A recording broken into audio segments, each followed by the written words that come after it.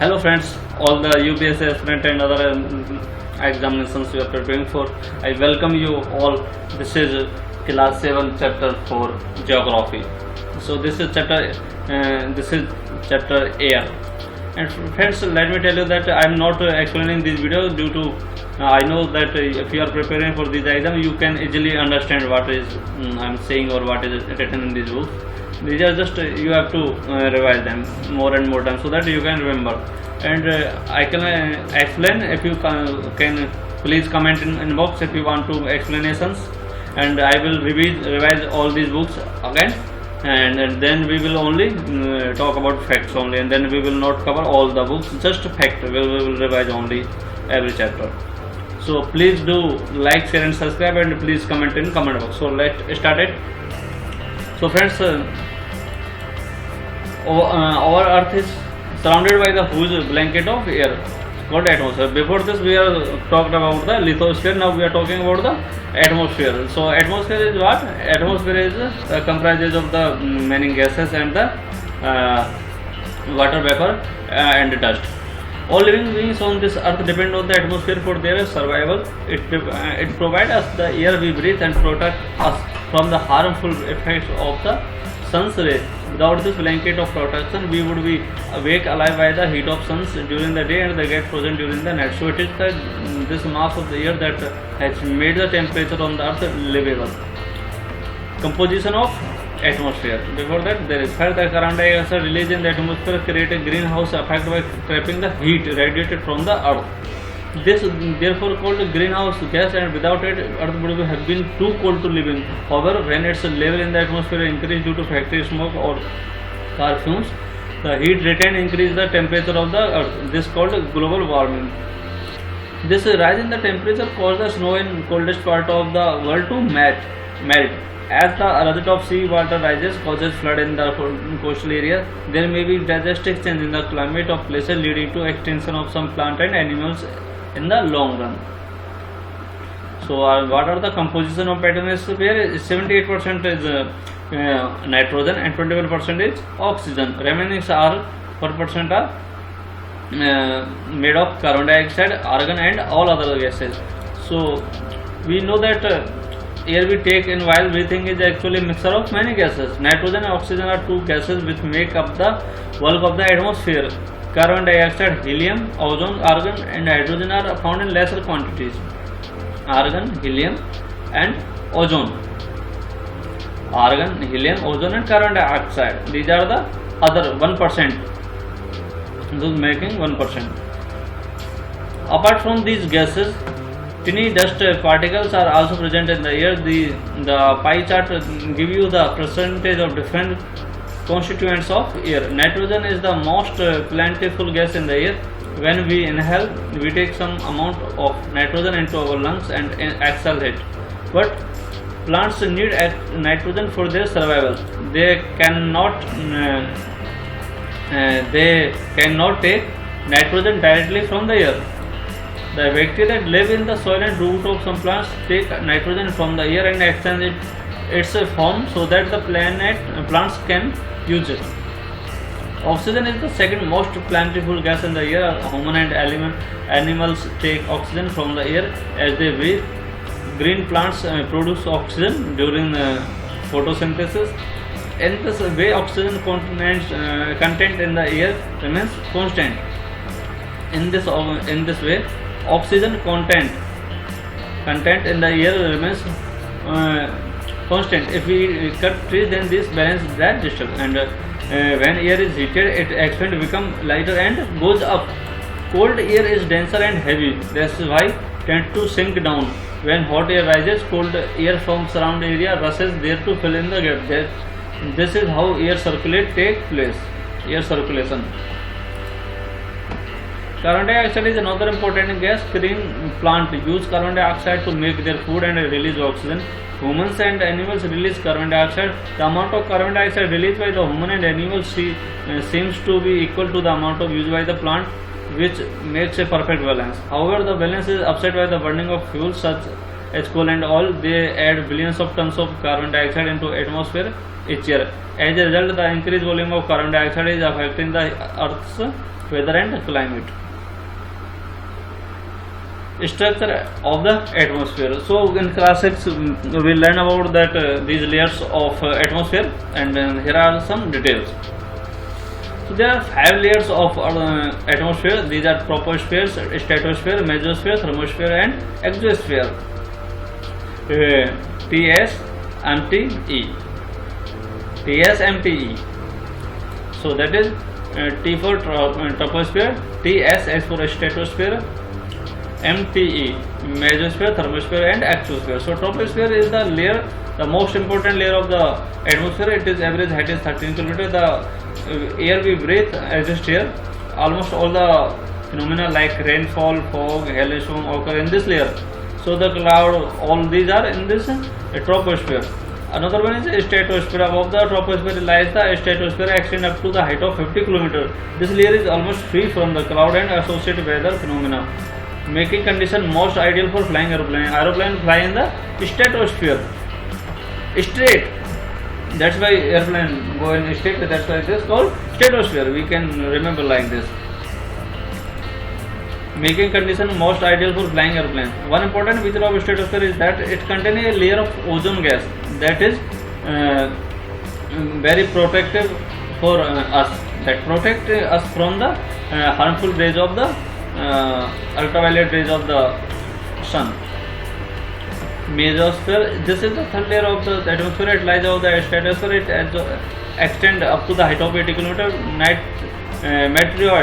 Meteors burn up in this layer on entering from the space. Thermosphere. Thermosphere in thermosphere temperature rises very rapidly with the increase in height. Ionosphere is a part of this layer. It extends between 80 to 400 km. This layer helps in the radio transmission. In fact, radio waves transmitted from the earth are reflected back to the earth by this layer. This layer is ionosphere in the thermosphere. And the last one is exosphere. The uppermost layer of the atmosphere is known as exosphere. This layer has very thin air. Light gases like helium and nitrogen float into the space from here. Light gases like helium, hydrogen float into the space from here. And it is surprising that we receive only just one of 2 tetra parts of sun's energy. So it is very less energy we are getting. That is so much for us. Weather and climate.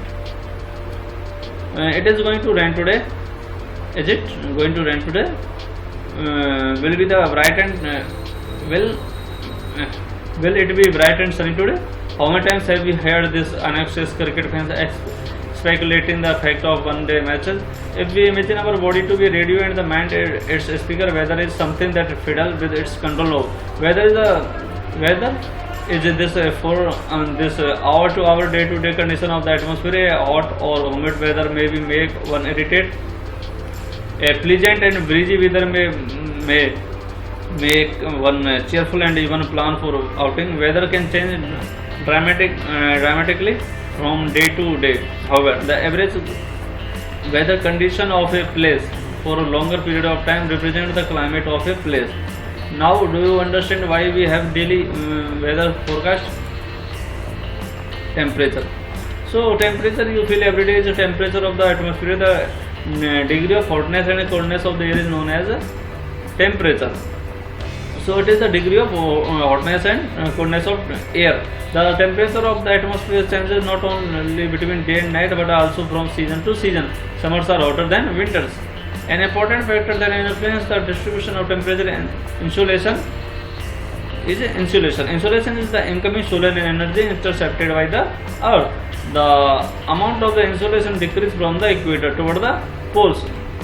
Therefore, temperature decrease in the summer same manner. Now, do you understand why poles are covered with the snow? Because the insolation is less there. They tap less energy of the sun. If the earth temperature rises too high, it would become too warm too warm for some crops to grow. Temperature in the cities is much higher than that of villages. The concrete and metal in the building and the asphalt of the road get heated up during the day. This heat is released during the night.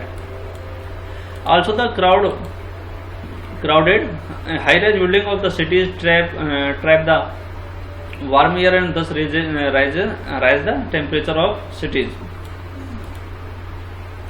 The standard unit of measuring temperature is degrees Celsius. It was invented by Anders Celsius. One of the Celsius scale, water flows at the 0 degree. On the Celsius scale, the water freezes at 0 degree Celsius and boils at 100 degree Celsius. Air pressure. You will be surprised to know that the air pressure, air above us presses us with a great force on our bodies. However, we do not feel it. This is because the air pressure presses us from all directions and our body exerts a counter pressure. And the air pressure is defined as the pressure exerted by the weight of the air on the earth's surface. Pressure is weight of air. As we go up the layer of atmosphere, the pressure falls rapidly.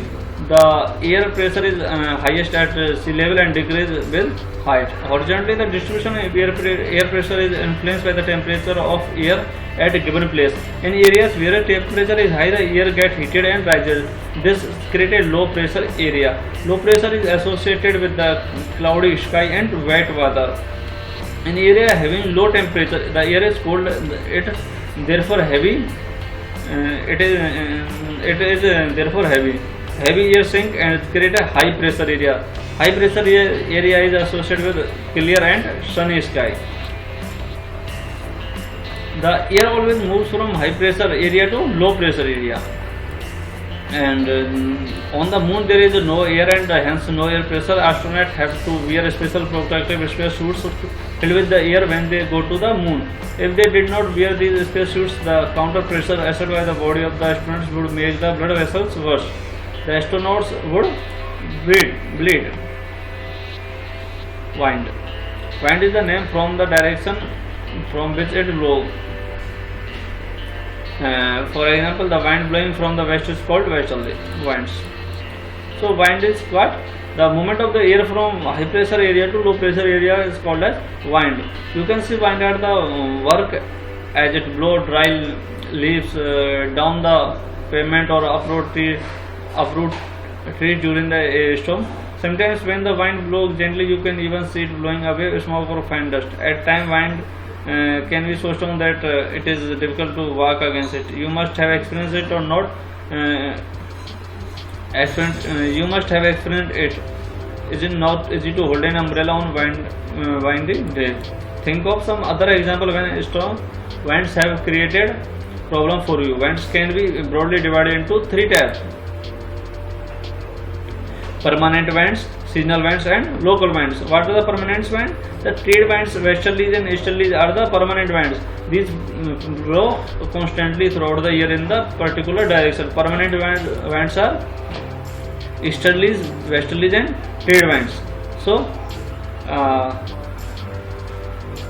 these are the south trade winds. These are westerlies. These are easterlies, westerlies and trade winds. These are permanent. These are on both half of the northern hemisphere and south hemisphere, so on both sides. So seasonal winds. These winds change their direction in different seasons. For example, monsoon in India, they change with the season. Local winds, these blow only during a particular period of day or period of the day or year in a small area. For example, land and sea breeze. Do you recall the hot and dry local wind of the northern plains of India? It is called as Lu. Moisture. When water evaporates from the land and different water bodies, it becomes water vapor. Moisture in the air at any time is known as humidity. When the air is full of water vapor, we call it a humid day. As the air gets warmer, its capacity to hold the water vapor increases, and so it becomes more and more humid. On a humid day, clothes take longer to dry, and sweat from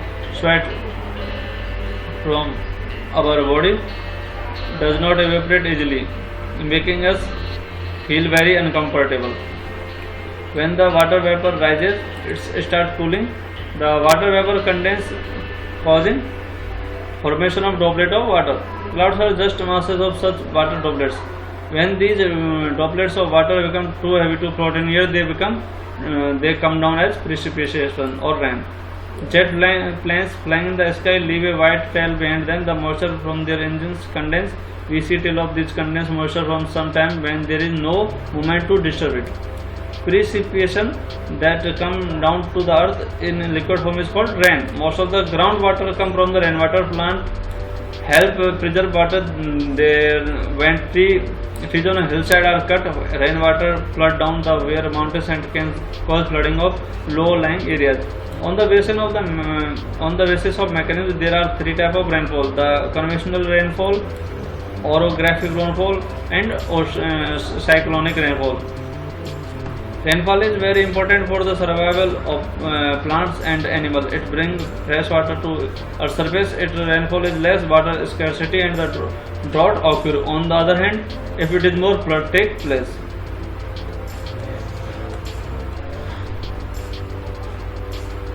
So these are some MCQs. Which of the following gas protects us from harmful sun rays is ozone?